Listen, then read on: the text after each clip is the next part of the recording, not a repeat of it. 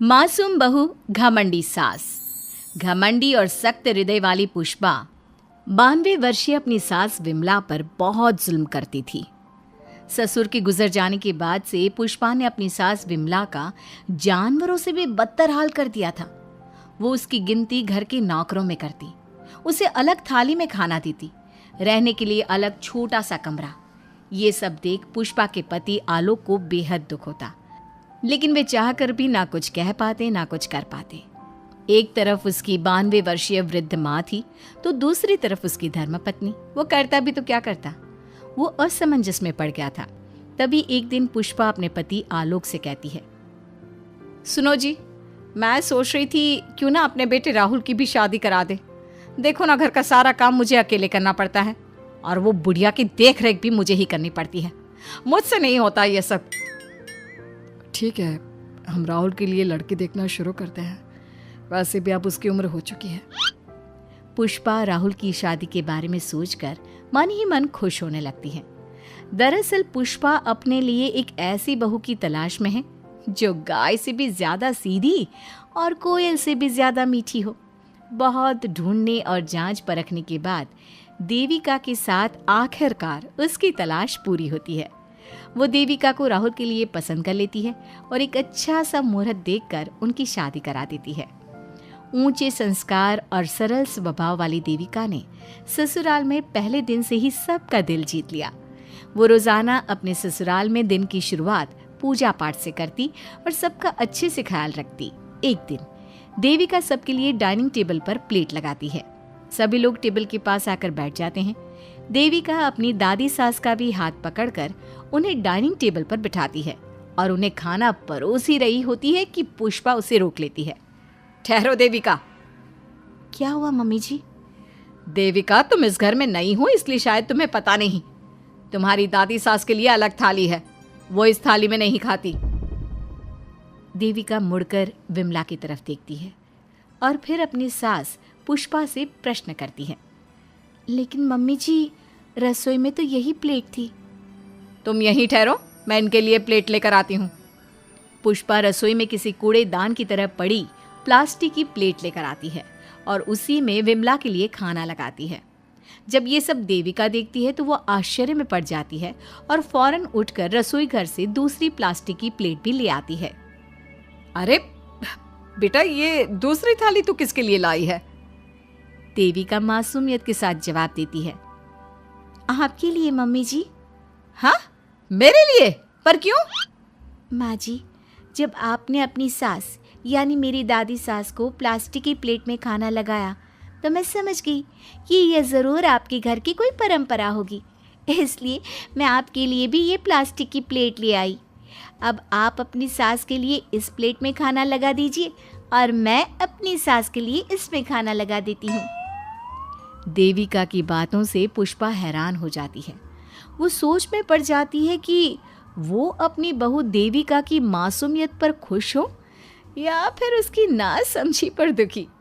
इसी तरह दिन बीतते चले जाते हैं और अब देविका को घर का माहौल और सास का स्वभाव सब समझ में आने लगता है। एक दिन सुबह पुष्पा अपनी सास यानी विमला को उसके कपड़े धोने के लिए कहती है और ये सब दूर से देविका देख लेती है। उसके कुछ ही समय बाद देविका आती है और अपनी सास पुष्पा से कहती है, मम्मी जी, मैंने घर का सारा काम कर लिया है। कपड़े, बर्तन, झाड़ू, पोछा सब लगा लिया है। अब मैं आपके पैर दबा देती हूँ। अरे लेकिन बेटा, तूने कपड़े नहीं धोए? मेरे कपड़े तो अंदर कमरे में ज्यों के त्यों पड़े हैं। मैंने आपके कपड़े नहीं धोए मम्मी जी। आप जब दादी से बोल रही थी ना कि आज उन्हें अपने कपड़े खुद धोने होंगे, तो मैंने सब सुन लिया था। फिर मुझे लगा आज पूर्णिमा भी है, इसलिए शायद ये आपके घर की कोई रस्म होगी, तो मैंने आपके कपड़े भी नहीं धोए मम्मी जी। देविका की बातें सुनकर पुष्पा अपना सर पकड़ लेती है और मन ही मन कहती है, ये तो ज़रूरत से कुछ ज़्यादा ही सीधी है। अब क्या करूं मैं इसका? इस बुढ़िया ने मुझे परेशान करके रख दिया है। एक तरफ वो ज़रूरत से ज़्यादा सीधी मेरी बहू, जो मेरी हर हरकत को इस घर का रिवाज समझ लेती है, और दूसरी तरफ ये बुढ़िया जो रोज अपना बिस्तर गंदा कर देती है। आए बुढ़िया, अब कौन करेगा ये बिस्तर साफ? बाहर से नौकर बुलाने पड़ेंगे क्या? चल जल्दी से अपना बिस्तर साफ कर, गंद मचा कर रखा है।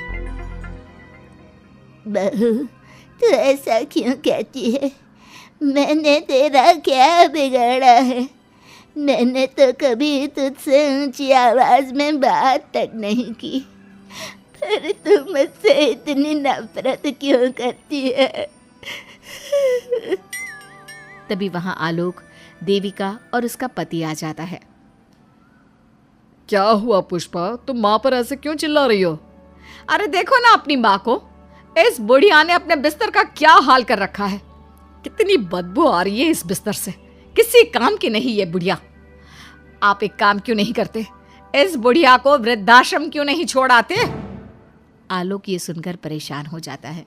वो मन ही मन अपनी माँ से अपनी गलतियों की माफी तो मांगता है, लेकिन जुबान से कुछ नहीं बोलता। बहू, ऐसा मत कर बेटा, तू जैसा बोलेगी मैं ठीक वैसा ही करूँगी। मैं अभी इस बिस्तर को साफ कर देती हूँ, पर प्लीज मुझे इस घर से मत निकाल। यह घर मेरे पति की आखिरी निशानी है। मैं अपनी अंतिम सांस तक इसी घर में रहना चाहती हूँ। माँ जी, दादी सास का बिस्तर मैं साफ कर दूंगी और अब से आपको कोई शिकायत का मौका भी नहीं दूंगी। आप प्लीज दादी को वृद्धाश्रम मत भेजिए। हाँ माँ, दादी को रहने दीजिए ना यहीं पर, उनके बिना ये घर बिल्कुल अच्छा नहीं लगेगा। देखो बेटा, इनका जाना जरूरी है, अब इनकी उम्र हो चुकी है, इसलिए अब इन्हें अपनी बाकी की जिंदगी वहीं बितानी पड़ेगी। इतने में देविका वहां से चली जाती है और कुछ ही मिनट बाद एक बड़ा सा बैग लेकर वहां पहुंच जाती है। देविका के हाथ में बैग देखकर सब अचंभे में पड़ जाते हैं। अरे देविका, तुम ये बैग कहाँ से लाई? तुम कहीं जा रही हो क्या? माँ जी ने अभी तो बोला थोड़ी देर पहले कि अब उनकी सास बूढ़ी हो चुकी हैं और उनकी असली जगह वृद्धाश्रम में ही है, तो मैं ये दूसरा बैग उनके लिए भी ले आई। वो क्या है ना, उम्र तो अब मम्मी जी की भी हो चुकी है, कल तो जाना ही है। इससे अच्छा अभी चली जाएंगी तो दादी सास को भी एक सहारा मिल जाएगा। क्या? क्यों बहू, तू मुझे वृद्धाश्रम भेजेगी हैं, अपनी सास को? मम्मी जी, अगर आप इस परंपरा का पालन करेंगी तो मुझे भी तो इस परंपरा का पालन करना पड़ेगा ना। मैं बिल्कुल आपकी तरह बनना चाहती हूँ। मेरी माँ कहा करती थी, ससुराल में बिल्कुल अपनी सास के नक्शे कदम पर ही चलना, जैसा वो करें और जैसा वो रहे ठीक वैसा ही रहना। तभी मैं एक अच्छी बहू बनने में कामयाब हो पाऊंगी ना सासू माँ। देविका की ये बातें सुनकर पुष्पा की आंखों में आंसू आ जाते हैं। देविका की बातों में उसे मासूमियत के साथ साथ आज बहुत सी चीजें सुनाई देती हैं, जो चीख चीख कर बताती है कि वो आज तक कितना गलत करते आई हैं। बेटा, तूने तो मेरी आंखें खोल दी। अपने ससुर के देहांत के बाद मैंने न जाने अपनी सास पर कितने अत्याचार किए, उन्हें कितना जलील किया, खरी खोटी सुनाई। आज अगर तू नहीं होती तो मुझे कभी अपनी गलतियों का एहसास तक नहीं होता। देर से ही सही, आपको अच्छे बुरे का एहसास हुआ, यही बहुत बड़ी बात है। मम्मी जी, तो अब आपके सामान का क्या करना है? अरे जाकर इसे मेरे कमरे में रख कर आ जा। अब कोई कहीं नहीं जाएगा, सब यहीं साथ में रहेंगे। बहू, मुझे समझ में नहीं आ रहा मैं तेरा किन शब्दों में धन्यवाद कहूँ। जो चीज़ तूने 2 दिन में पुष्पा को समझा दी, वो मैं बरसों से कहने की हिम्मत तक ना कर सका। पापा जी, ज़रूरी नहीं कि हर बात कहकर भी बताई जाए, कभी कभी अपनी गलतियों का एहसास कराना भी ज़रूरी होता है।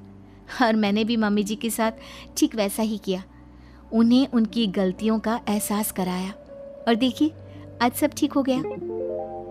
सच में देविका, तुमने आज हम सबको बहुत बड़ी सीख दी है।